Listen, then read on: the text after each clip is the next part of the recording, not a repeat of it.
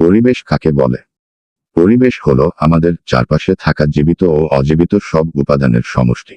এর মধ্যে রয়েছে বাতাস, পানি, মাটি, গাছপালা, প্রাণী ও মানুষ। এসব উপাদান একে অপরের সাথে সম্পর্কিত এবং আমাদের জীবন ও জীবিকার উপর সরাসরি প্রভাব ফেলে।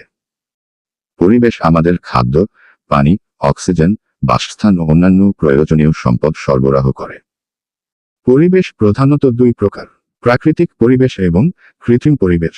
প্রাকৃতিক পরিবেশ, যা প্রকৃতির দ্বারা গঠিত এবং মানুষের তৈরি নয়, যেমন পাহাড়, নদী, সমুদ্র, বন, বাতাস, পানি, মাটি, প্রাণী ও উদ্ভিদ ইত্যাদি। মানবসৃষ্ট কৃত্রিম পরিবেশ, যা মানুষ নিজের প্রয়োজন অনুযায়ী তৈরি করেছে, যেমন ভবন, সেতু, রাস্তা, বাঁধ, পার্ক, কৃষিজমি, শিল্প কারখানা ইত্যাদি।